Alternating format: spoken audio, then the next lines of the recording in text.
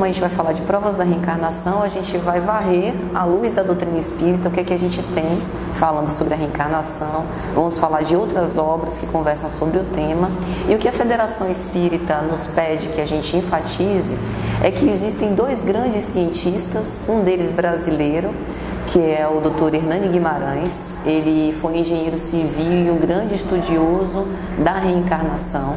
Ele conduziu um estudo minucioso com mais de 3.000 pessoas, não necessariamente médiuns, e ele foi o grande pioneiro do estudo científico para a reencarnação, porque ele não se utilizou de hipnose, ele não se utilizou de retrocesso a vidas passadas, nem nenhum fenômeno mediúnico para provar a reencarnação. Ele fez entrevistas com essas pessoas, entrevistas com familiares delas e com pessoas estranhas, tentando provar de uma forma assim mais impessoal possível que realmente aquelas experiências, aquelas ideias inatas não podem estar relacionadas àquela vida. E Dr. Ian Stevenson é um médico psiquiatra canadense que estudou mais acuradamente sinais, principalmente físicos.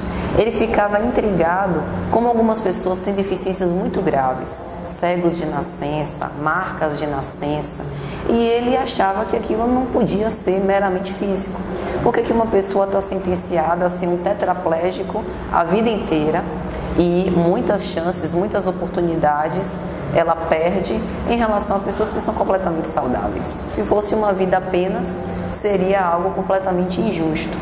Então, utilizando o mesmo método científico de Dr. Hernani Guimarães, ele também fez mais de 2.600 entrevistas com pessoas nessas condições e chegou à conclusão também que sem a reencarnação seria impossível racionalmente dizer que aquilo dali seria possível. Quando nós analisamos a questão 222 de O Livro dos Espíritos, existem algumas questões em O Livro dos Espíritos que Allan Kardec faz considerações. Essa é uma outra, por exemplo, é a 257, que ele fala do ensaio teórico das sensações dos espíritos.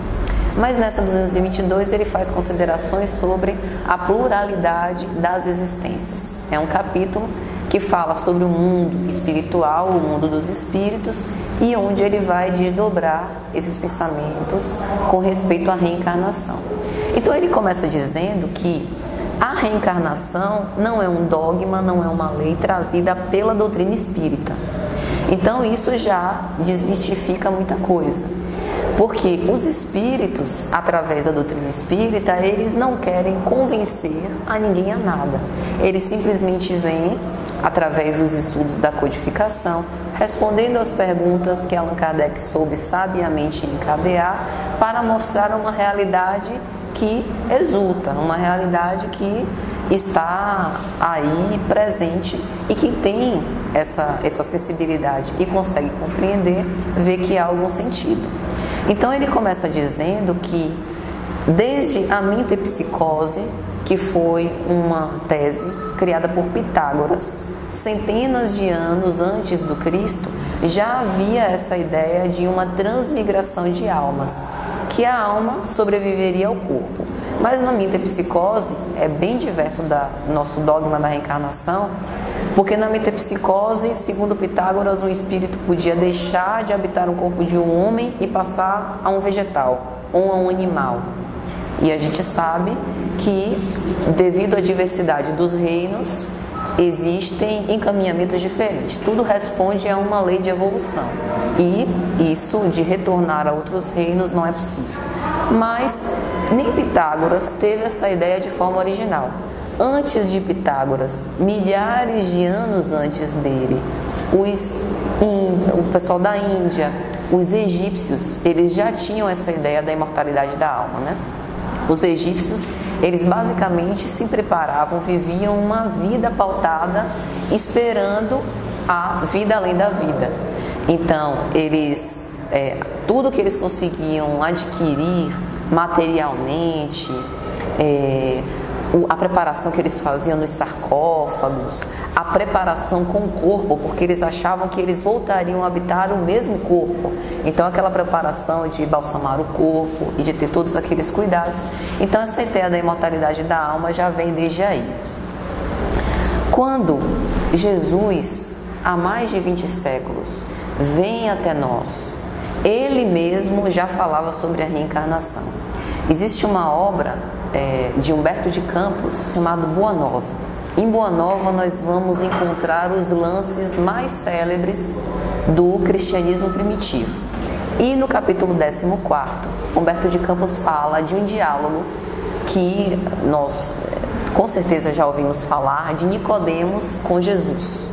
Então o capítulo vai chamar A Lição a Nicodemos.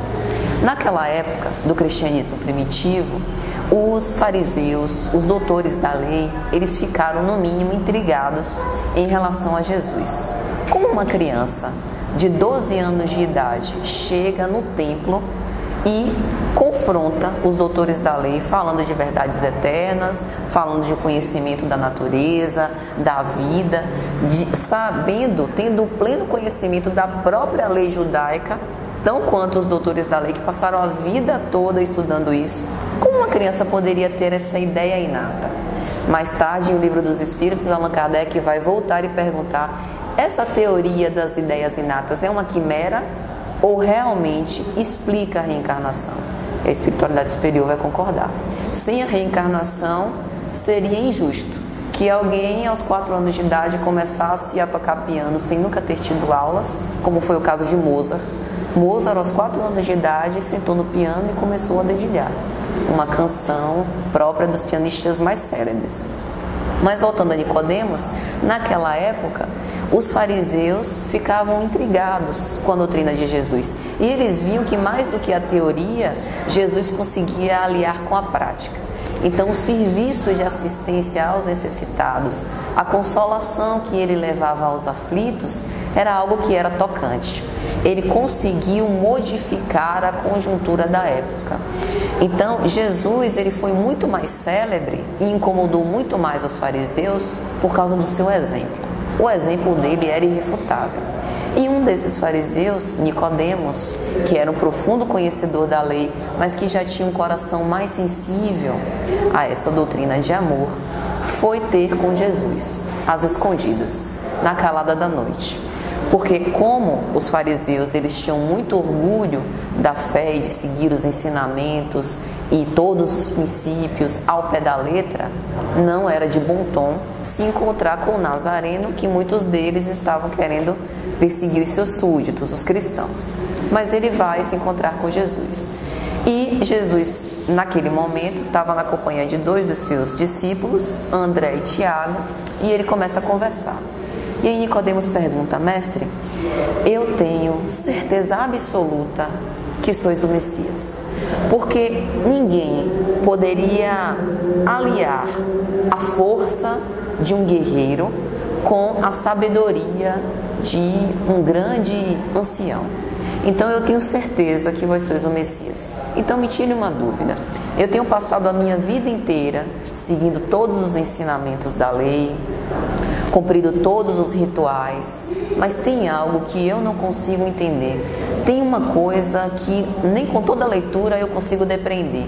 O que é o reino dos céus? E essa é uma dúvida que vem até hoje. Será que nós conseguimos definir o que é o reino dos céus em relação à vida material? Se nós olharmos apenas para a nossa vida material, nós só conseguimos parar para imaginar se nós pensamos no reino dos céus não como um lugar, mas como uma situação, uma construção de Deus em nós, algo emocional. E foi exatamente isso que Jesus respondeu: Nicodemos, em verdade vos digo que aquele que não nascer de novo não poderá ver o reino dos céus. E o que é que nós imaginamos que Jesus quis dizer com isso? Para ver o reino dos céus é necessário sentir. Então, mesmo com toda a intelectualidade, com todo o conhecimento que Nicodemos tinha, se ele não tiver as várias experiências, e este é o objetivo Boa tarde, tudo bem? E este é o objetivo das reencarnações. Nós vamos tendo várias experiências, trocando de papéis, exercendo determinadas funções, estando em configurações diferentes para que nós possamos aprender tudo. Então isso significa que uma vida é insuficiente para que nós possamos aprender tudo, não em termos intelectuais, mas em termos de experiência. Numa vida só a gente não pode ter todas as experiências. Então talvez por isso Jesus tenha dito que não se pode ver o reino dos céus se não nascer de novo. Então, além disso, é necessário que a gente volte à carne, imergindo no ergaço do carnal, para que a gente tenha a oportunidade de acertar, com o risco de errar. Por quê? Se nós ainda temos as nossas imperfeições, nós temos que provar, por A mais B, que a nossa capacidade de evoluir moralmente não é só falta de oportunidade de errar. Porque se nós não estivéssemos na Terra, reencarnados, estivéssemos na erraticidade, nós não estaríamos submetidos às tentações do mundo material. Nós hoje vivemos num mundo extremamente ególatra, extremamente narcisista, que se preocupa mais em aparentar do que em ser. Então é um grande desafio, é uma prova de fogo a gente provar que a gente acredita na imortalidade na alma no mundo excessivamente materialista. Então, por isso a experiência ela é tão importante. As nossas imperfeições, elas vão sendo depuradas através da encarnação, porque nós vamos, para cada imperfeição nossa, sublimando os nossos sentimentos.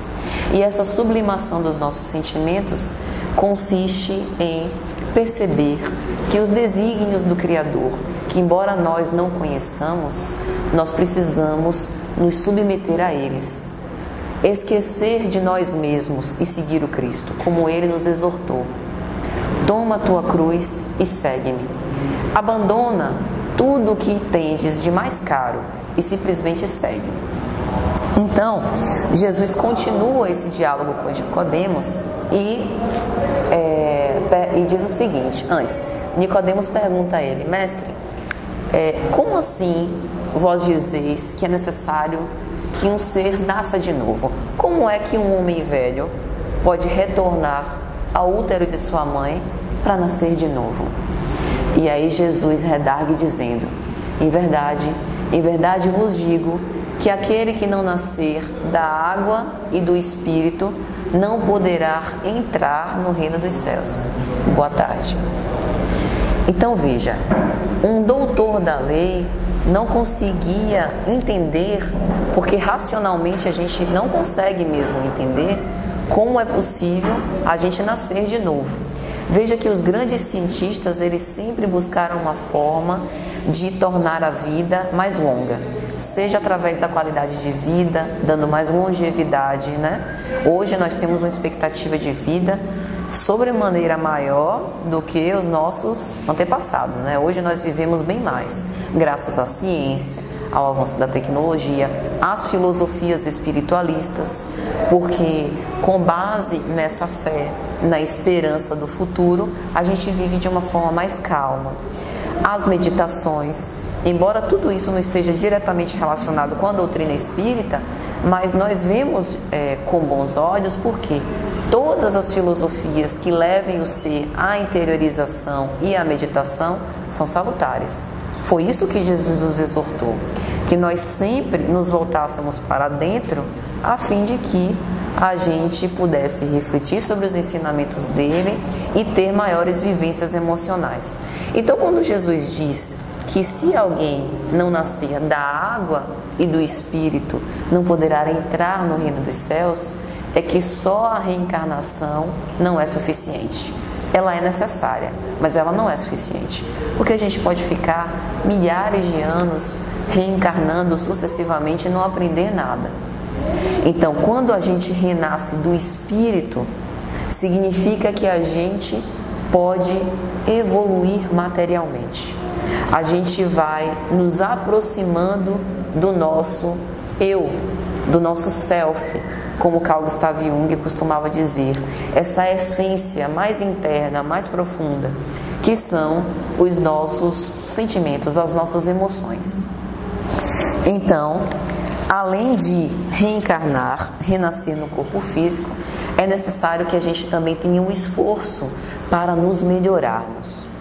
E aí Jesus não encerra a conversa. Nicodemos, diante disso, ficou desbaratado, atormentado, porque ele chegou lá querendo uma resposta concisa, materialista, ou pelo menos mais diretamente prevista nas leis. Jesus diz a ele que é necessário que nasça de novo, e ele não entende como é que ele pode nascer de novo com o mesmo corpo. Ele sai. E Humberto de Campos, na obra Boa Nova, vai dizer, ele vai entender. Ele não está entendendo agora, mas nós acabamos de plantar as sementes que germinarão mais tarde. Haverá um Consolador que irá explicar aquilo que eu não posso explicar agora. E os discípulos perguntam a Jesus, mas mestre, vós sois mestre, ele é um doutor da lei. Se ele que é um doutor da lei não consegue entender, como é que a gente vai entender? Então Jesus disse que muito mais pelo coração é que nós podemos entender as verdades divinas do que pelo intelecto. E é por isso que o Consolador, à luz da razão, nos mostra aliando filosofia, ciência e religião, esmiuçando os ensinamentos de Jesus, e hoje nos é mais compreensível. Nós estivemos lá naquela época. Então as nossas sementes nós já temos, e hoje nós temos essa oportunidade de germinar. Mas o diálogo de Jesus com Nicodemos não termina por aí.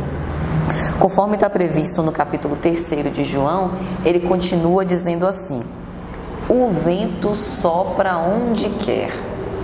Veja a profundidade desse ensinamento. O vento sopra onde quer. O que Jesus está falando? Ele está falando de liberdade. Então ele está falando que quando a gente consegue renascer da água do Espírito, a gente consegue ter mais liberdade. Veja as encarnações expiatórias, compulsórias. Allan Kardec, na obra O Céu e o Inferno, quando ele vai falar do Código Penal da Vida Futura, ele vai identificar 3 passos para que nós possamos nos retratar com a lei. O primeiro, o arrependimento. Então, sempre quando a gente delinque contra a lei, a gente precisa ter a culpa para poder nos mostrar que nós erramos. Não que a gente tenha que ficar imerso na culpa. A culpa, ela serve, tem essa função pedagógica apenas de nos apontar o erro. Você errou. É o aguilhão da consciência. O segundo passo, depois do arrependimento, é a expiação. O que é a expiação? São as dores físicas ou morais.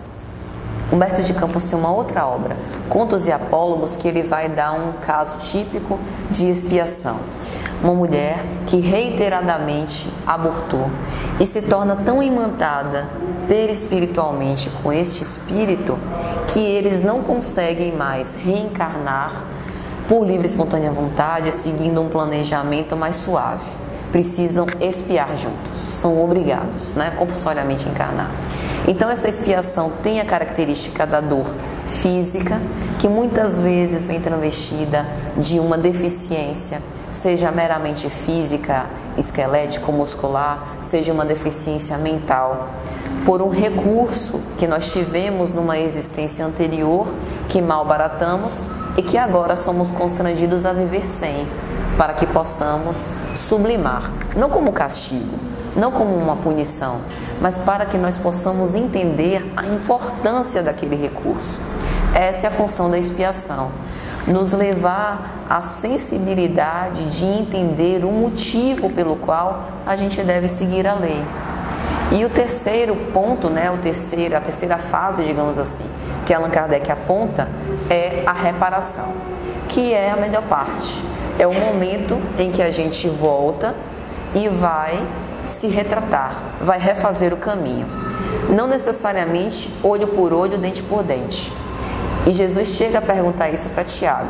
Tiago, quando eu falo que nós temos que nascer de novo, o que é que vós entendeis? E Tiago, como era um discípulo cristão, mas que tinha muito apreço pela lei judaica, diz: é a lei de Talião, mestre. Olho por olho, dente por dente. Aí Jesus balança a cabeça. Você ainda não consegue entender. A lei é de amor. Então, observe que as reencarnações, mesmo as mais duras, mesmo as mais severas, as compulsórias, as expiatórias, elas não são uma punição. Você assassinou, será assassinado. Decepou o braço do irmão, terá o braço decepado. A lei é de amor. Se você consegue compreender, e não é compreender na epiderme dos sentidos, compreendo, né? Já consegui concatenar aqui as ideias, racionalmente compreendo. É sentir. Eu sensivelmente compreendo. Então, quando esta pessoa realmente se arrependeu e consegue sensivelmente compreender que ela deturpou a lei, ela está pronta para reparar. Vejamos um exemplo clássico: Saulo de Tarso. Se nós fôssemos aplicar a lei de Talião com Saulo de Tarso, ou melhor, se Deus aplicasse a lei de Talião para com ele, o que ele deveria fazer? Ele foi um homem sincero, um homem fiel à lei do seu tempo, um doutor da lei, que cumpria os ensinamentos, que ocupava os mais altos cargos na sua época, respeitado, um homem de muitos conhecimentos. E o que acontece com ele? Ele se torna no maior criminoso aos olhos cristãos. Quando nós lemos Paulo e Estevão pelo Espírito Emmanuel, isso fica muito claro. Ele foi um perseguidor. Ele levou Estevão, que foi o primeiro mártir cristão, à morte, apedrejado vivo, com requintes de crueldade. Livrou Simão Pedro, que também foi preso, porque Gamaliel, que houvera sido seu tutor, intercedeu. Saulo, pelo amor de Deus, esse homem é um homem bom. Ele ajuda as pessoas. Ele pega os leprosos na rua, leva para sua casa, a casa do caminho, trata dessas pessoas. Você vai massacrar esse homem aqui na sinagoga? E Saulo de Tarso deixa Simão Pedro viver.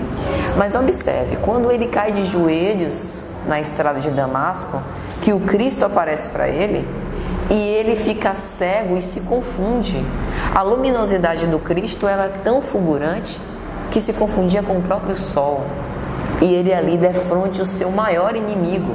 Ele estava indo para Damasco continuar perseguindo cristãos. E Jesus apenas pergunta: por que me persegues? Levando ele à reflexão. Se Deus naquele momento quisesse aplicar a lei de Talião, ele morreria de forma tão cruel como houvera matado. E teria sido assassinado tantas vezes ele assassinou todas as pessoas com quem ele cometeu esse crime. Mas como a lei é de amor, e Jesus percebia em Saulo de Tarso um potencial imenso, toda aquela paixão que ele entregava para a lei judaica, agora poderia ser convertida para que ele se tornasse como se tornou o maior apóstolo, né? O apóstolo dos gentios, um dos maiores divulgadores do evangelho. Ele aproveitou a oportunidade. Então, naquele momento, veja, Saulo se arrependeu. Ele percebeu que estava errado.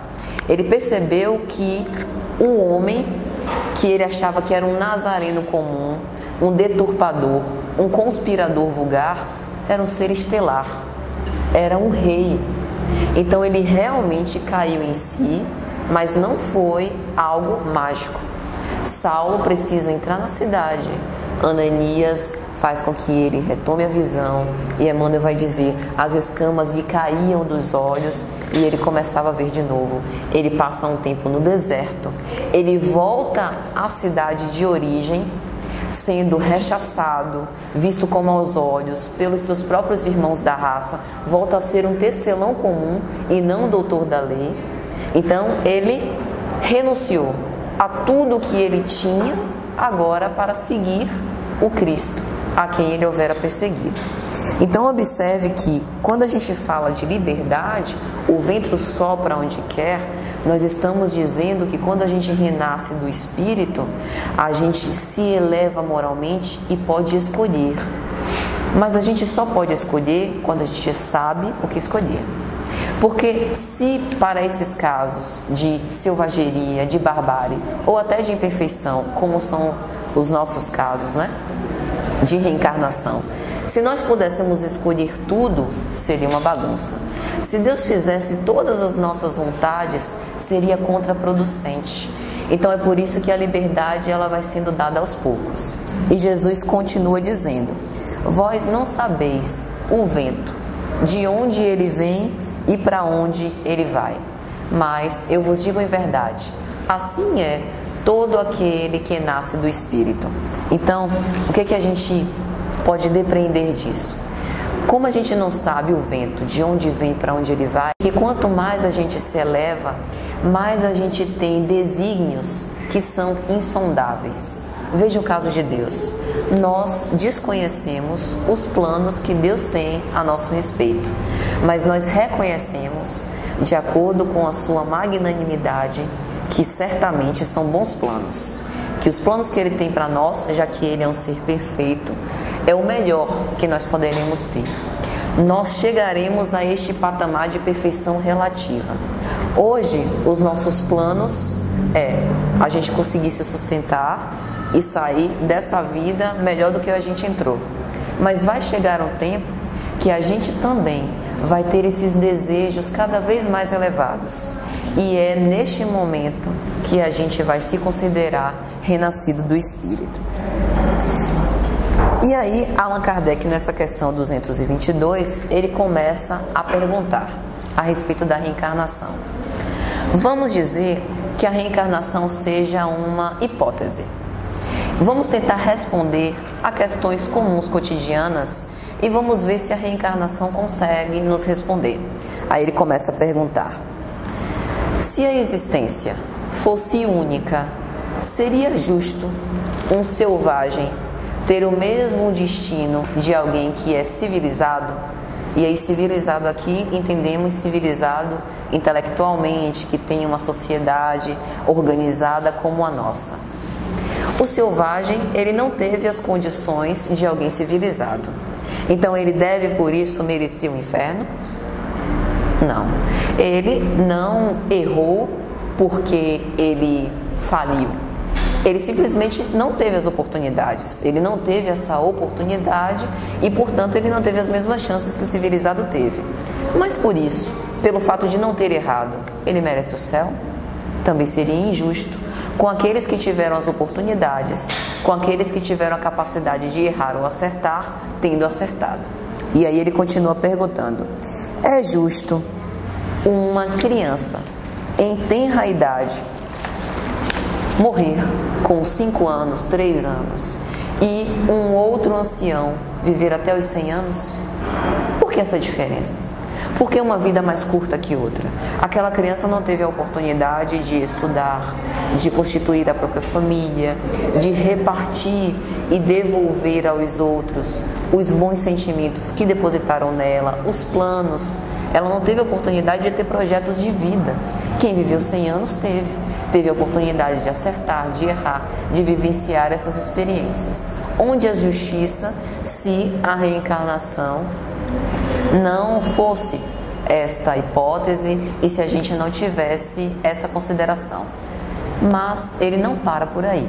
E aí é por isso que entram esses cientistas, porque ainda assim é necessário uma prova mais material para que a gente possa realmente provar que a reencarnação existe. Então, o primeiro que nós vamos falar, como a gente já adiantou um pouco, é Dr. Hernani Guimarães Andrade. Dr. Hernani, ele, como eu disse antes, ele foi engenheiro civil, mas ele foi um paladino do bem. Ele foi um profundo estudioso espírita, estudioso da parapsicologia, e ele escreveu diversas obras, dentre elas o livro Reencarnação no Brasil. Essa obra Reencarnação no Brasil é a primeira obra publicada no Brasil que oferece um método científico que realmente prova a reencarnação. Então, o que foi que ele fez? Ele não utilizou hipnose, como dissemos antes, não utilizou regressão de memória. Ele pegou as pessoas e fez entrevistas com essas pessoas, sabendo sobre a sua infância, sobre a sua vida, sobre os seus conhecimentos, fez entrevista com os familiares dessas pessoas e fez essa correlação histórica. das entrevistas, do que aquela pessoa falava com o que os familiares falavam. Pegou pessoas estranhas que não acompanharam o desenrolar da vida dessa pessoa e fez entrevistas com elas também. E nessa comparação, ele chegou a algumas conclusões.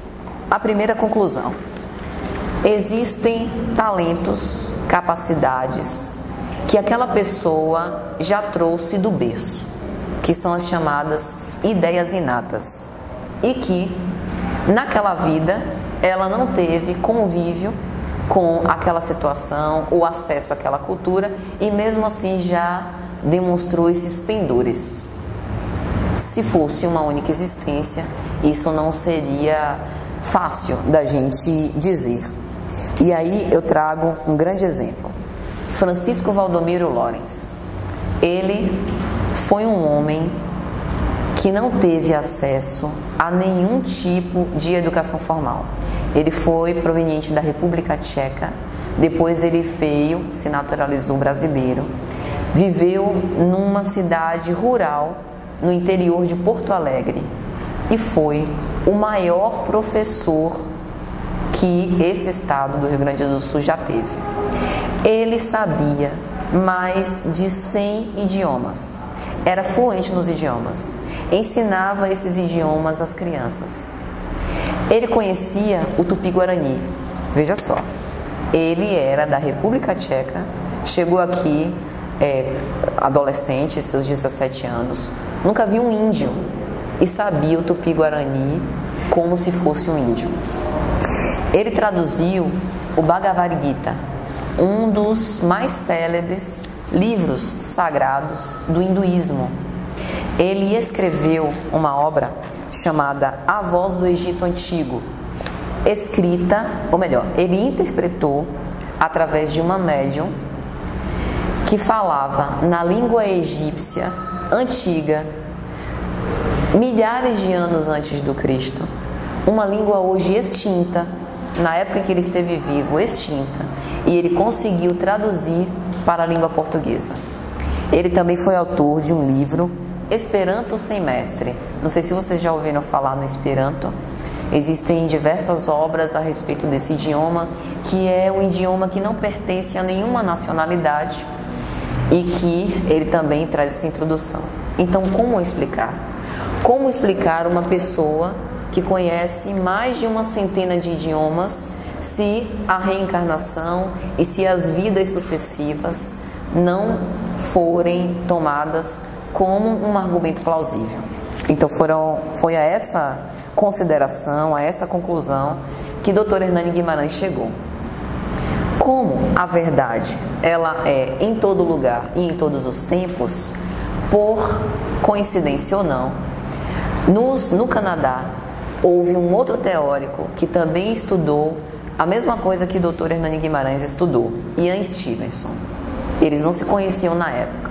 Dr. Ian Stevenson, cientista, parapsicólogo, psiquiatra canadense, ele também se debruçou a estudar esses casos de reencarnação. E o que ele fez? Ele acreditava que existia uma correlação entre mente e cérebro. Então ele se colocou a estudar mais de 2.600 casos que ficaram relatados no seu livro sobre reencarnação e biologia. Então, de uma forma análoga ao método científico que o Dr. Hernani Guimarães utilizou, ele também conduziu essas entrevistas com essas pessoas, fazendo essa comparação histórica, e através desses grandes casos viu que a reencarnação tinha que ser considerada como uma prova. Mas o foco dele eram, como nós dissemos no início, as marcas de nascença e os defeitos congênitos. As marcas de nascença, ainda hoje, na nossa ciência atual, nós não conseguimos investigar exatamente as suas origens. Nós não conseguimos considerar uma causa científica, biológica, que explique exatamente essas. E também os seus defeitos congênitos. Como nós dissemos antes, Humberto de Campos tem uma obra, essa Contos e Apólogos. No capítulo 11º, ele vai explicar uma considerada aberração pela medicina, que é a chipofagia. Chipofagia é uma espécie de deformidade congênita em que os dois fetos nascem colados crânio a crânio e que muitas vezes uma cirurgia de separação não é possível. Em alguns casos sim, e os dois conseguem sobreviver. Em outros, e já houveram diversos relatos sobre isso, um acaba morrendo e apenas o outro sobrevive. E Humberto de Campos vai narrar, não que todos os casos de chipofagia tenham a mesma origem, mas ele vai narrar um exemplo expiatório que degringolou nessa chipofagia, que foi esse caso que nós começamos a contar. Dois espíritos que já tinham envolvimentos de outras existências, que tinham um resgate muito doloroso a fazer e que um deles, que seria a mãe naquela existência, já houvera abortado ele reiteradamente e que eles permaneciam imantados. Então, naquela existência, Humberto de Campos vai narrar e o diálogo é comovente. Ele vai dizer que o espírito reencarnante pede: mãe, pelo amor de Deus, me deixe reencarnar, me dê a oportunidade de viver. Nós enfrentaremos juntos as dificuldades. Eu serei para você o seu filho bem amado. Através da maternidade, você terá a oportunidade de nós liquidarmos os nossos débitos, construindo através dos laços de amor, reparando as nossas afeições, reparando os erros que nós tivemos outrora. E ela, intransigente, dizendo que ser mãe seria uma grande prova de renúncia, que ela precisaria renunciar à própria juventude, precisaria renunciar às suas necessidades de beleza, necessidades pessoais, e que ela não estava interessada nesse tipo de coisa e que ela estava decidida a abortar. E o espírito reencarnante, mais uma vez, implorando pela vida, e mesmo assim ela decide pelo aborto. E Humberto de Campos vai dizer que eles estavam tão presos, não fisicamente, mas espiritualmente, porque, não nos enganemos, mesmo os transtornos mais graves de obsessão, ninguém é algoz ou vítima de ninguém. Nós cultivamos durante todas as nossas existências relacionamentos. Então tudo não passa de uma troca fluídica. Nós temos uma vibração emocional e assim nós vamos cultivando afetos e desafetos. Então nós não podemos, quando pensamos, por exemplo, num fenômeno de desobsessão, pensar em algo mágico, que é um nó que se desata.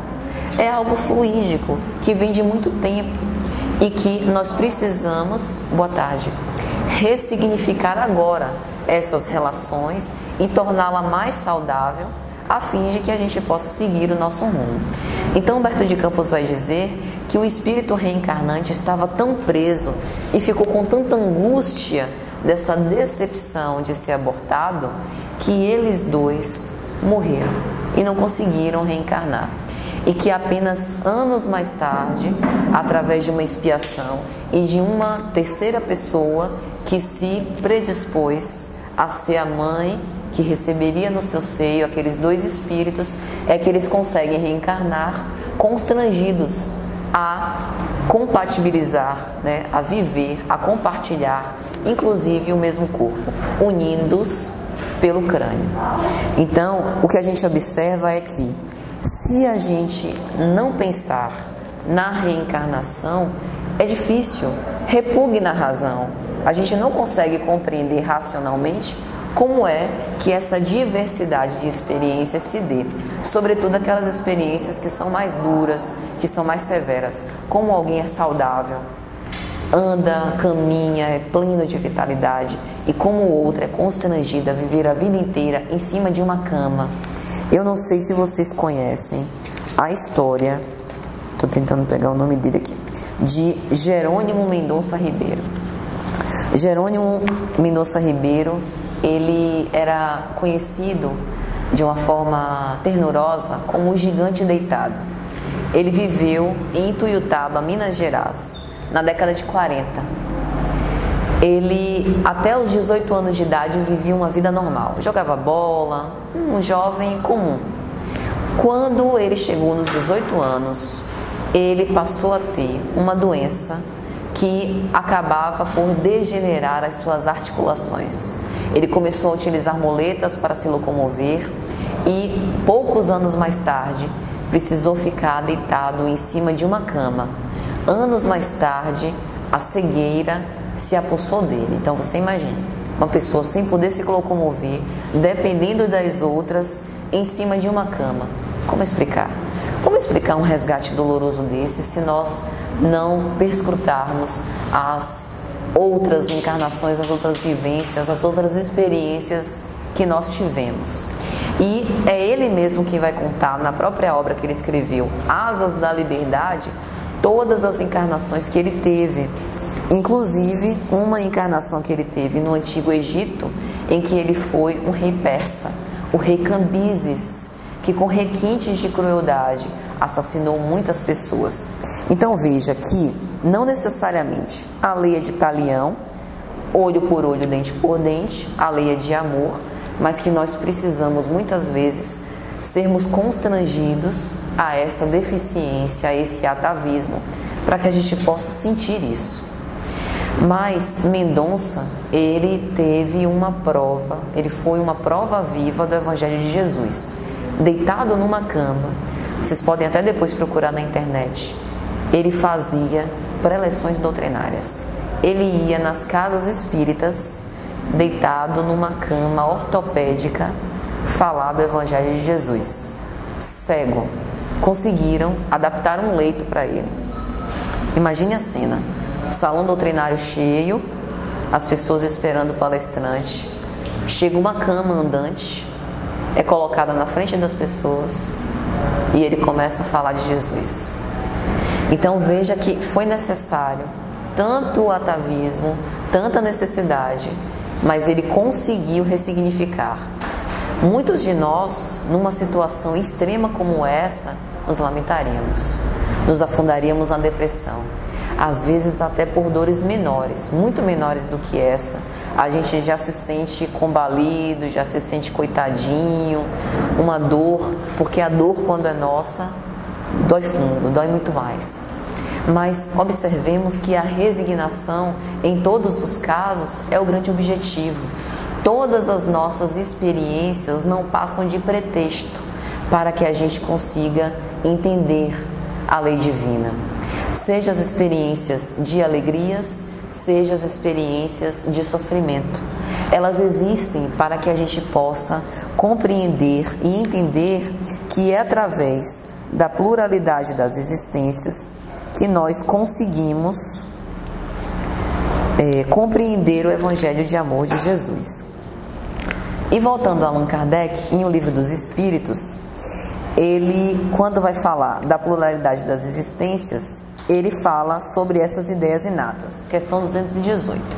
Ele pergunta assim: o espírito encarnado conserva algum traço das percepções que teve e dos conhecimentos que adquiriu nas suas existências anteriores?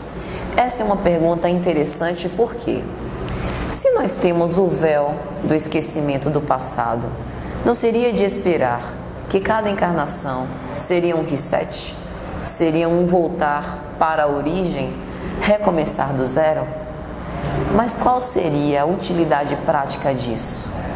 Qual seria a utilidade de nós esquecermos tudo que nós conseguimos cultivar, aprender intelectualmente e moralmente? E a espiritualidade superior vai dizer: resta-lhe uma vaga lembrança que vez por outra se chama ideias inatas. Então veja como a sabedoria divina é impecável. Nós esquecemos, é um esquecimento seletivo, digamos assim. Nós esquecemos os nossos relacionamentos, os detalhes das experiências que nós tivemos, mas nós guardamos aquela sensação: parece que eu já estive aqui alguma vez, eu te conheço de algum lugar, tenho um afeto sincero por alguém, me sinto à vontade com aquela pessoa e nunca nem a vi, ou o contrário, tem algo naquela pessoa que me causa repulsa, embora seja uma pessoa boa, que faz o bem, mas tem algo nela que eu não gosto. Como explicar essas impressões de pessoas que nunca vimos, de locais onde nunca estivemos antes, se a reencarnação não for utilizada como um argumento? E aí Allan Kardec vai perguntar: então essa teoria das ideias inatas não é uma quimera, não é um sonho, não é algo, né, que realmente real? E aí a espiritualidade vai dizer: sim, os conhecimentos adquiridos em cada existência não se perdem. Mas aí cabe uma pergunta: nos casos das pessoas que têm esses transtornos mentais, que muitas vezes não têm o aparelho cerebral adaptado para raciocinar, para elucubrar, e essas pessoas, elas perdem esses conhecimentos? Ainda nestes casos, não. Ainda que nós não tenhamos condição de ter o aparato mental, psicológico, do equilíbrio psíquico para poder acessar esses conhecimentos, eles permanecem como que em estado latente, como Allan Kardec vai dizer. Essas pessoas, elas permanecem sentindo, aprendendo e aproveitando com essas experiências. Observe como nós damos valor depois que nós temos alta de um hospital. Porque enquanto nós estivemos lá enfermos, que nós estivemos privados de ter o nosso cotidiano, a rotina, que a gente reclama tanto, né? Me sinto enfadado com a rotina, todo dia a mesma coisa. Acordo de manhã, o despertador toca, aí vou tomar banho, fazer minhas coisas, ir para o trabalho, que saco. Chego em casa, quando nós estamos no hospital, que falta a gente não sente desse saco. A gente desejaria estar naquela rotina fastidiosa todos os dias. Este é o mesmo caso das pessoas que temporariamente passam por essas deficiências ou são privadas, muitas vezes até da própria razão. Têm cerceados o livre-arbítrio. E esta é uma grande prova da sabedoria e da clemência divina. Às vezes nós somos constrangidos a não ter toda a liberdade que desejaríamos para que a gente não erre mais. Porque nós já falimos tanto naquele naquele sentido, né? Naquela área, que se nós tivéssemos plena liberdade, seria pior. Veja o caso de Dona Ivone Pereira, uma notória médium dos nossos tempos, né? Que já desencarnou. Ela reiteradamente, ela conta nas suas obras, nos seus romances, quantas vezes ela não tirou a própria vida através do suicídio. Uma mulher que já foi muito rica, muito bela, decide vir, na última existência que ela teve no Rio de Janeiro, fora, no seu contexto familiar, sem nenhum espírito afim. Ela costumava dizer: as pessoas da minha família para mim são completos estranhos, não tenho identificação com ninguém. Os seus afetos mais sinceros ficaram no além-túmulo, na espiritualidade, assessorando ela de longe. Então ela sentia uma angústia, uma aflição, se sentia sozinha. Uma mulher que não tinha nem o próprio lar, viveu a vida inteira, quase 80 anos, ou até mais de 80 anos, morando na casa dos outros. Uma pessoa que não se casou, que não teve filhos, que era desprovida de grandes dotes de beleza, justamente como uma providência divina para que ela mergulhasse na mediunidade, que é uma escola e hospital. Uma escola porque leva o indivíduo, né, o espírito, que tem esse potencial, essa ferramenta de trabalho, a aprender. E por ser um instrumento de auxílio, em que ela pode ajudar os outros e também com isso crescer moralmente. Então, Allan Kardec vai dizer que em nenhum caso esses conhecimentos adquiridos se perdem. Libertado da matéria, o espírito sempre as conserva. Durante a reencarnação pode esquecê-los momentaneamente, mas a gente sempre guarda aquela intuição que às vezes a gente teima de não ouvir e dá com os burros d'água. Essa intuição pode ser da própria alma, em que a gente percebe algum conteúdo do nosso inconsciente vindo à tona e nos dando, através de uma experiência que já vivemos, parecida naquelas circunstâncias, um aprendizado que nós tivemos. Ou pode ser uma intuição mediúnica, algum espírito que se acerca de nós, que quer nos fazer o bem e que nos intui a seguirmos por um caminho ou não seguirmos por outro, fazer uma coisa ou fazer outra. Mas como Deus quer que nós evoluamos de acordo com as nossas escolhas, Ele nos dá o livre-arbítrio. Se nós tivéssemos descortinados todos os nossos conhecimentos, sem esse véu que neblina, que oblitera, que nos dá apenas uma intuição e não uma ideia clara, aonde o mérito? Nós não teríamos o mérito de seguir ou não, porque cada vida, embora seja uma continuação de existências anteriores, a vida é uma só. Nós apenas dividimos em capítulos. Cada existência nossa na Terra é um capítulo da grande história que é a nossa vida secular.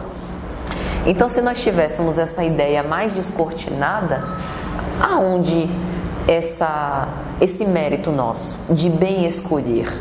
Nós guardamos a intuição porque cada vida, embora seja uma continuidade, é uma vida nova, é uma experiência nova, é uma página em branco, é uma oportunidade que nós temos de renascer.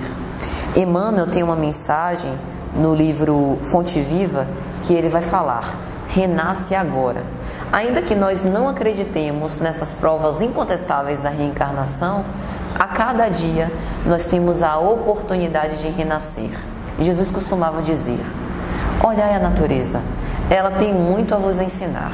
Ele dizia: olhai os lírios no campo, como eles não se preocupam com o dia de amanhã, como eles esperam a chuva que cai dos céus, como eles retiram da terra a seiva bruta que irá lhes alimentar.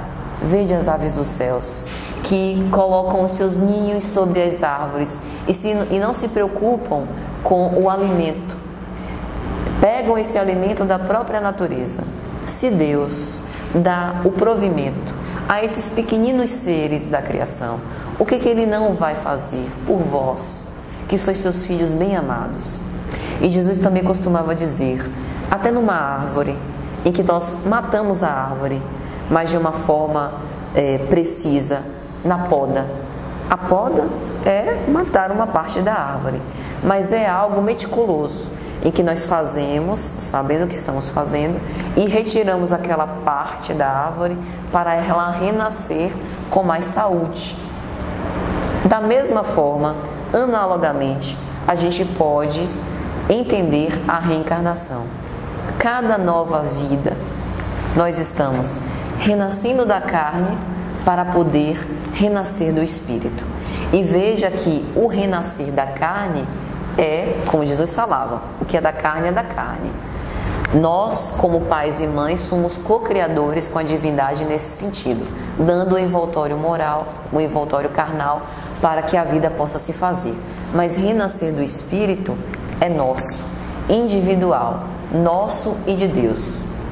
Humberto de Campos costumava dizer: o reino dos céus é obra divina no coração dos homens.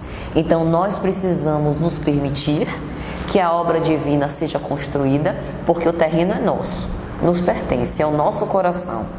Mas nós também temos que correr atrás, nós também temos que nos colocar à disposição para trabalhar, para nos sacrificar, para aprender e para que possamos vivenciar o amor. Então, meus amigos, quando nós vemos todos esses casos, nós admitimos que realmente a reencarnação tem uma prova incontestável. Mas houveram ainda outros estudiosos que foram por outro caminho, que chegaram à mesma finalidade, à mesma prova da reencarnação, que é a regressão de memória. Através da regressão de memória, psicologicamente, existem alguns psicoterapeutas que utilizam esse tipo de ferramenta. Quando no consultório eles não conseguem, através de uma análise, de conversa, de ferramentas psicanalíticas, tentar chegar no cerne dos problemas emocionais que o paciente encontra, eles fazem uso da regressão de memória para tentar mergulhar no inconsciente. A psicologia analítica de Jung, ele diz o seguinte: nós somos como um iceberg. O que está abaixo da lâmina de água é o nosso inconsciente, que é muito maior daquilo que está acima da água, que é o nosso consciente. São as nossas ideias raciocinadas, aquilo que nós conseguimos construir através do intelecto e da razão. E este inconsciente, ele está inacessível, mergulhado na profundidade das águas das emoções.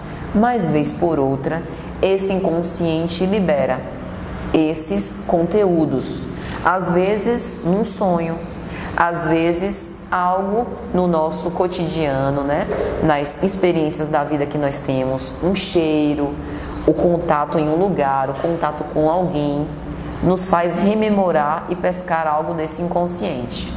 Mas existe quem acredita em psicologia analítica e é materialista, acha que esse inconsciente fazem parte dos conteúdos do inconsciente coletivo, como Jung costumava dizer, que são essas ideias dos arquétipos que vão passando de geração em geração e que nós, de alguma forma, herdamos. À luz da doutrina espírita, nós temos a certeza e a prova de que esse inconsciente é o repositório das nossas experiências pregressas. E nesses fenômenos de regressão de memória, que podem se dar por sugestão, por hipnose ou por uma indução magnética, vários estudiosos e cientistas também chegaram às mesmas conclusões. Allan Kardec, na Revista Espírita, e como estudiosos do Espiritismo que nós somos, eu recomendo fortemente que a gente compulse, visite, leia as revistas espíritas, porque elas também têm um grande manancial de conhecimentos, além da codificação.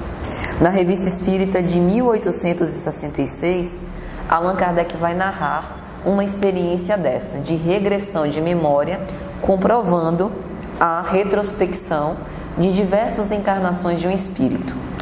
Quem se comunica é um espírito que se auto-intitula Dr. Caillet. E aí Dr. Caillet fala assim: eu estava adormecido num sono magnético espiritual. Vi o passado formar-se num presente fictício. Nesse sono, eu vi diferentes corpos que o meu espírito animou, desde um certo número de encarnações, e todos eles trabalharam a ciência médica sem jamais se afastarem dos princípios que eu primeiro havia elaborado. Então, o que ele acabou de narrar? Ele foi submetido, através de uma indução magnética, a um sono, a um estado de torpor, em que ele consegue regressar, acessar na sua memória inconsciente, e ele se vê em diversos papéis, em anos diferentes, em existências diferentes, todas elas sempre na medicina. E esse relato é especialmente interessante porque não necessariamente nós fomos ou exercemos sempre a profissão que exercemos nessa vida, logicamente. As nossas experiências são as mais diversas possíveis. Mas é interessante esse relato porque mostra a continuidade, né? Dá um exemplo clássico da continuidade e do aproveitamento dos conhecimentos de uma existência anterior, servindo de base na existência sucerior, na existência sucedente. Então, o que ele vai dizer é que, através dessas experiências, ele consegue comprovar que as diversas encarnações foram acessadas através do fenômeno de regressão de memória. Existe um outro psiquiatra inglês chamado Dennis Kelsey, que ele tem um livro chamado Muitas Experiências, e ele narra uma história. A história de um paciente que ele teve, um paciente por volta dos seus 50 anos de idade, e ele era um homem casado, um homem, né, que havia tido uma formação profissional, constituído família, seguindo a sua vida de forma harmoniosa e equilibrada. Mas ele tinha uma tendência que o incomodava. Era uma tendência de vinculações homossexuais. E ele não conseguia entender, porque naquela vida dele, ele não tinha passado por nenhum tipo de frustração que pudesse explicar esse tipo de predileção. Vivia bem com a esposa, amava sinceramente, e ele recorreu a esse psiquiatra para entender qual a raiz desse problema. O psiquiatra foi seguindo todo o método científico, fez 12 sessões e em nenhuma dessas sessões, à luz da psicanálise, ele conseguiu investigar a raiz daquela tendência, até que ele decidiu fazer a regressão de memória. E nesse fenômeno da regressão de memória, ele introduziu, através da hipnose, o paciente, e ele, elucubrando, acessando o seu inconsciente, lembrou de uma encarnação pregressa, 1600 anos antes de Cristo, em que ele houvera sido uma esposa de um imperador hitita. Não sei se vocês se lembram na história, os assírios, que eram, né, na hoje Turquia, considerados aqueles colonizadores que utilizavam a força bruta para poder conquistar os povos, a força militar. Os hititas foram, digamos assim, contemporâneos dos assírios, então uma coisa bastante antiga. E ele houvera sido essa esposa desse grande imperador. No momento, até a época em que ele, como ela, naquela existência anterior, era bonita, rica, ele tinha cercado a sua esposa de cuidados. Quando chegou na senectude, por volta da idade que hoje ele tinha, dos seus 50 anos, ele a desprezou, rompeu as relações e abandonou ela à míngua.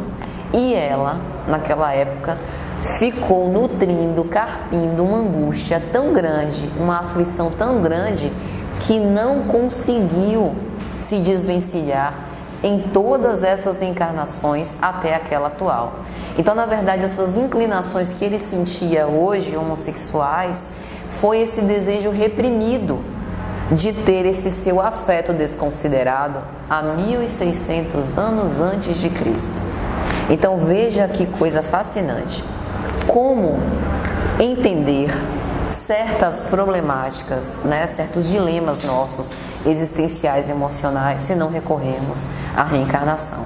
Então, através dessa regressão de memória, esse paciente conseguiu entender o motivo pelo qual ele passava por esse tipo de sentimento. E em diversas obras espíritas, por exemplo, A Caminho da Luz, pelo Espírito Emmanuel, uma obra formidável, em que ele vai falar, por exemplo, que Jesus, além de ser o governador do orbe, foi o divino escultor do planeta terrestre.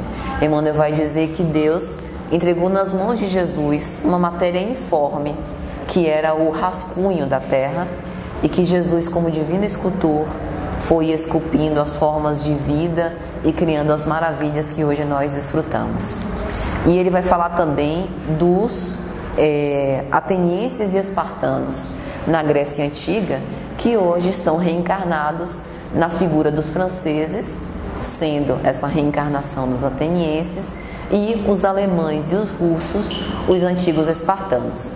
E quando nós observamos as características e as tendências, através das tendências e das ideias inatas, nós conseguimos identificar essas encarnações anteriores. Conseguimos identificar que realmente a reencarnação é um argumento plausível, porque quando nós vemos os alemães e os russos, essa tendência militarista do combate tem toda a relação com os bárbaros, né, os guerreiros da Esparta antiga. Quando nós observamos os franceses, vamos nos lembrar que a doutrina espírita, né, o século das luzes, o iluminismo, teve no seu berço a França.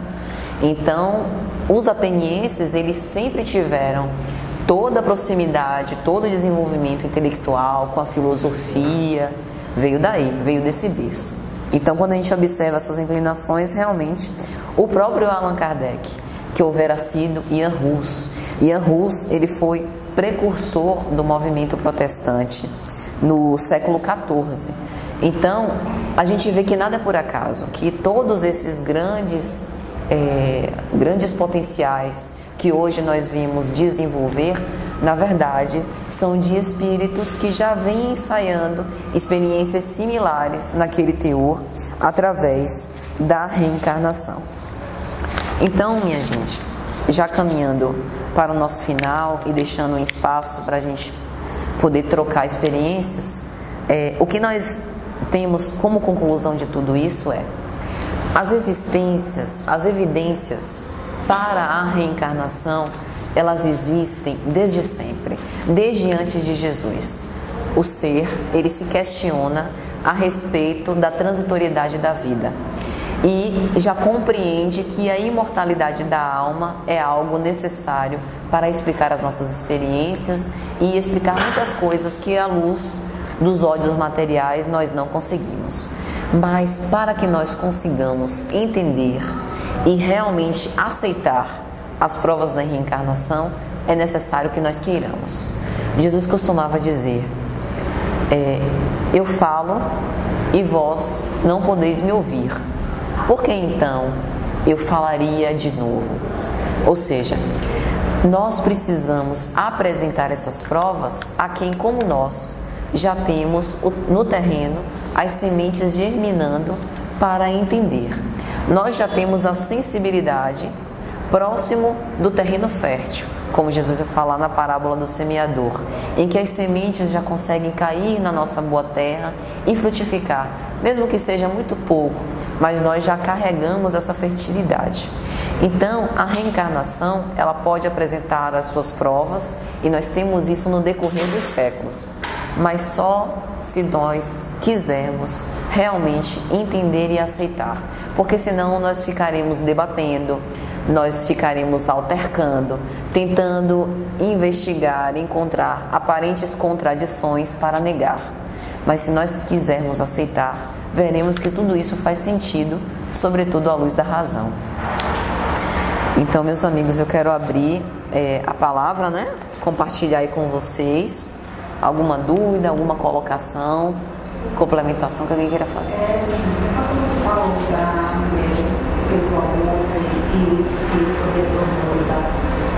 Minha dúvida é: Maria fez um aborto. Então, essa entidade que foi vítima do aborto, ela vai retornar para Maria reparar o erro dela, é isso? Não necessariamente. Allan Kardec explica isso na obra O Céu e o Inferno, quando ele fala do Código Penal da Vida Futura. Ele vai dizer o seguinte: a expiação, no caso que eu citei, era porque existia uma vinculação singular, era um caso à parte. Não necessariamente todo aborto será daquele jeito, mas no caso deles havia uma imantação perispirítica em que os dois se alimentavam fluidicamente, magneticamente, e não conseguiam se dissociar, a não ser naquela expiação em dolorosas circunstâncias. Mas Allan Kardec em O Céu e o Inferno vai dizer que a reparação, ela pode se dar de duas maneiras. Ou a gente volta em circunstâncias similares ao que aconteceu o delito com a pessoa que foi, digamos assim, a vítima nossa, ou a gente pode fazer o bem no sentido contrário à maldade que a gente fez. Então, por exemplo, se eu abortei numa experiência anterior, hoje eu venho infértil, mas eu tenho a oportunidade de abrigar na minha família órfãos. Então eu acabo fazendo bem, sendo a mãe daqueles que não têm mãe e exercendo a maternidade que eu, no passado, optei por não fazer. Então, não necessariamente é a lei do talião, Se matou com a faca, vai ser morto com a faca. Não. Há casos muito... E assim, foi importante sua pergunta, porque esse caso que Humberto de Campos narra, ele é emblemático, porque é bem forte, bem forte, mas o aborto, à luz da doutrina espírita e da nossa legislação, é considerado um crime, mas observe que nós sempre teremos a oportunidade de reparação. Nós sempre teremos a oportunidade de fazer o bem, Uma pessoa que comete um ato desse, existem diversas circunstâncias, A gente não pode desconsiderar o opróbrio da miséria, as situações de penúria que muitas vezes uma mulher engravida e opta por isso. A gente não pode desconsiderar transtornos mentais que muitas vezes acontecem. A pessoa não tem nem uma capacidade psíquica mesmo de ser mãe. Então, as circunstâncias, elas são muitas. Existem atenuantes e agravantes de todos os lados. Então, não há uma decisão contundente, Uma punição direta. O espírito, quando ele vai consciência de que ele vai ser abortado ou ele é uma surpresa? O que ele percebe é o seguinte, por exemplo, tem uma obra de André Luiz, Missionários da Luz, em que ele vai narrar a reencarnação de Segismundo. Então, né, no caso de Segismundo, o que acontecia? Ele tinha um trauma com o que seria o pai dele, Adelino. Eles houveram sido inimigos em existências anteriores. Então Adelino sonhava já com Segismundo, já essa aproximação e emancipação da alma para eles se aproximarem e tentarem se harmonizar. E Adelino sempre acordava assustado, fugia correndo, né? Acordava assustado do sono. E aí ele falava para a mulher: essa noite eu sonhei com um bicho feroz me perseguindo. Veja a interpretação que ele teve do espírito que estava querendo reencarnar. Então, nesse caso, o que Segismundo sabia é que havia uma dissidência que precisaria ser amainada. A reencarnação dele vinha com esse objetivo. Era uma reparação anterior, ele agora renascia como filho daquele que houvera sido seu inimigo e poderia haver uma oportunidade dele rejeitar, por exemplo, a paternidade. Tanto que a espiritualidade superior é interessante, ela precisa intervir nesse caso para melhorar a fertilidade de Adelino, porque por causa dessa dissidência, desse trauma anterior, estava perigando dele não conseguir reencarnar.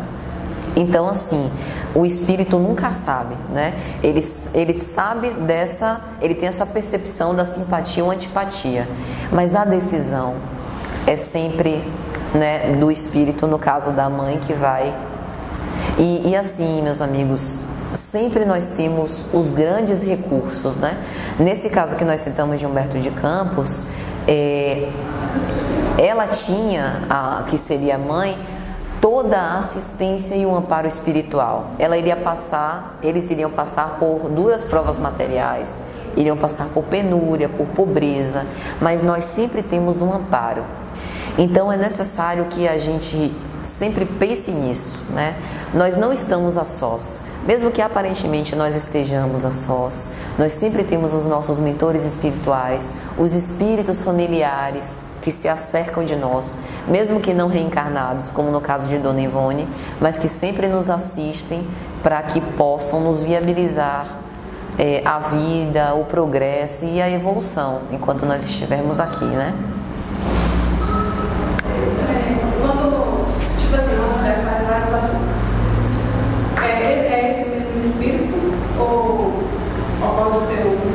Não necessariamente, né? Não necessariamente. Nós temos um caso em Nosso Lar, de André Luiz também. Em Nosso Lar, acho que é lá para o capítulo 12º, ele vai narrar um caso, acho que ele vai chamar de A Vampira, se eu não me engano, em que ele vai narrar um espírito que se acerca de um centro de regeneração em Nosso Lar, né?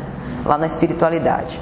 E ela apresentava algumas marcas sombrias, negras, alguns pontos negros nessa área genésica. E quando ela vem se aproximando, ele vai na intenção de ajudar. Ela está se cercando, vamos socorrer, né, um espírito que está precisando de ajuda. E a enfermeira que assessora ele nos trabalhos fala: não, André, nós vamos precisar reforçar as fortalezas, porque ela já vem errando reiteradamente, a presença dela aqui pode perturbar a ordem. Então, no caso dela, por exemplo, ela houvera cometido abortos reiteradamente, e isso tinha acontecido com diversos espíritos. E digamos assim, a deformidade perispiritual que ela apresentava, as consequências, elas são muito particulares. Não é algo fixo, do tipo, fiz um aborto, criei um trauma perispiritual e agora apresentarei uma deformidade por consequência no corpo físico em virtude disso. Não, tudo depende caso a caso, né? Observe que o objetivo nosso é expandir os nossos laços de afeto, né? A nossa família verdadeira, que Jesus sempre disse: quem é minha mãe? Quem são meus irmãos? A nossa família verdadeira é a humanidade inteira. Então, quando a gente, por exemplo, é mãe de um outro espírito, a gente acaba nos reparando ante a lei de amor, né, perante a lei de amor, E isso vai reverberar em quem a gente, em outra circunstância, abortou, sem necessariamente receber ele exatamente como meu filho, né? E os laços, eles também se alternam, né? Então, por exemplo, pode nascer como filho, pode vir como pai, um irmão, um amigo. Os vínculos variam também de natureza, para que a gente também possa exercitar o amor sobre prismas, sobre panoramas diferentes, né? Veja que o amor que a gente tem para um filho, ele é diferente em relação ao amor que a gente tem para um pai. Não diferente em intensidade, mas em qualidade, né? O afeto, ele vai tendo prismas diferentes. Então, essa também é a importância da reencarnação, para que, exercendo diversos papéis, a gente consiga viver o amor em diversas configurações para ser um amor integral. Esse tipo de reencarnação compulsória, né? Tem algum objetivo desse espírito? Ou ele não quer ser? Quando a gente desencarna, é uma preparação do espiritual. Isso. E ele vem de que maneira assim? Qual é o objetivo dele? Boa pergunta. Veja, mesmo as reencarnações compulsórias, elas têm um planejamento. Sempre temos um planejamento reencarnatório. Embora nesses casos da expiatória ou compulsória seja um plano mais simples.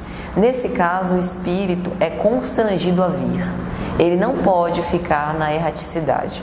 Ele tem que vir, e às vezes com alguns atavismos. Vou citar um exemplo. Tem uma obra de Emmanuel, Renúncia, e que ele vai narrar uma expiação.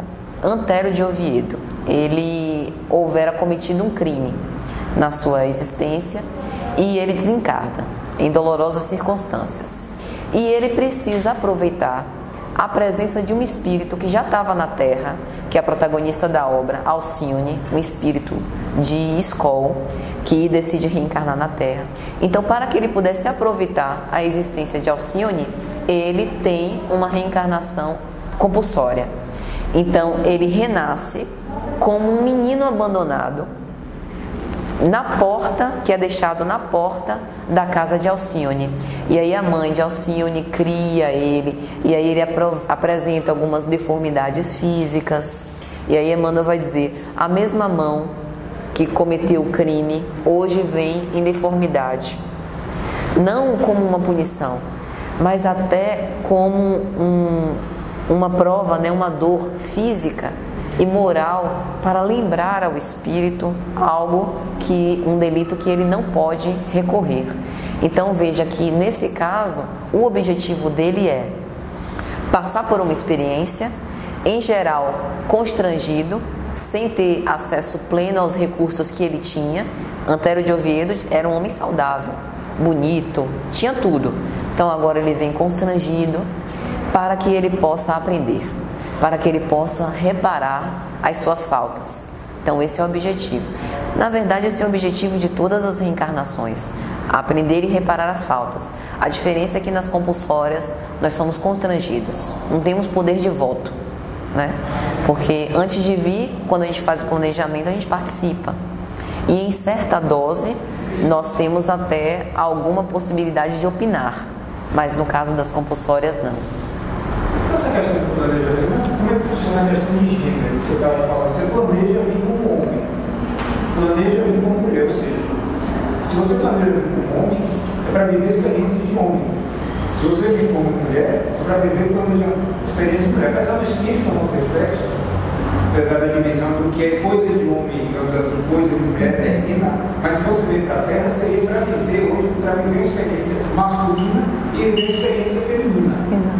Aí hoje em dia você vê muitos homens fazendo mudança de sexo, vivendo experiências femininas, e muita mulher fazendo também mudança para viver experiências masculinas.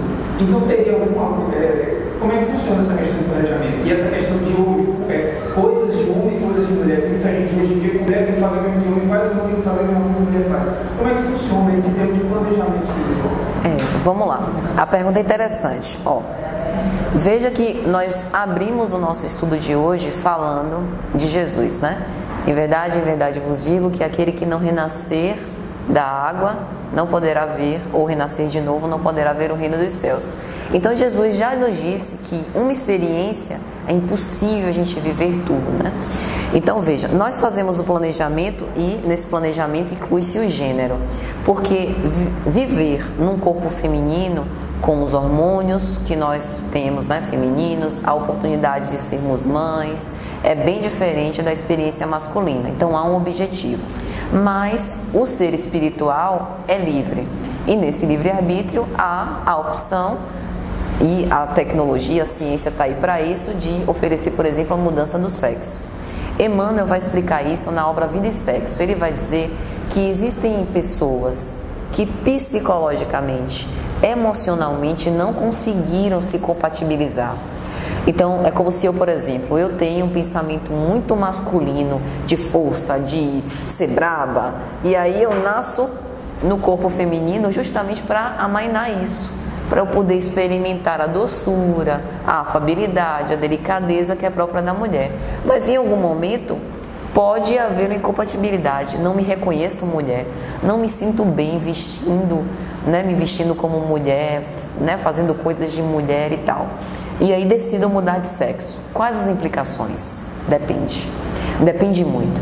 Depende do que a gente planejou, quais os nossos objetivos de vida, porque o gênero faz parte do planejamento reencarnatório, mas as nossas experiências, a gente vai poder, os objetivos principais da reencarnação, a gente vai poder conseguir sendo homem e sendo mulher. É só uma veste. É lógico que a conjuntura muda, né? Talvez eu no corpo de mulher até sentiria mais facilidade. Por exemplo, vamos supor que nessa existência o meu maior objetivo seja ser mais afável. No corpo de mulher é muito mais fácil, né? A doçura, a maternidade, tudo isso vai abrandando. Mas a decisão é sempre do espírito, né? É respeitada. Então, o que Emmanuel vai dizer nessa obra é justamente isso. Às vezes a pessoa não consegue compatibilizar-se psicologicamente com o corpo, e aí vem também as experiências pregressas. Por exemplo, Chico Xavier, ele houvera tido diversas experiências como mulher. Então observe como ele era mais doce, um carinho assim que parecia até um carinho de mãe que ele tinha para com as pessoas, mas psicologicamente ele aceitou o corpo masculino. Então ele conseguia desenvolver todo o seu afeto, toda a sua ternura, mesmo sendo homem. Então isso também é uma grande lição para nós, né? Não depende do nosso gênero, depende da nossa habilidade de aceitar a situação que nós temos, porque há um motivo, não foi aleatório, né? A menos nos casos assim, compulsórios, e nem nos compulsórios, como nós falamos, há essa aleatoriedade, existe um plano por detrás, embora mais simples, né? O que mais, minha gente? Então eu agradeço a todos, espero que tenha sido de uma forma útil, muito obrigada.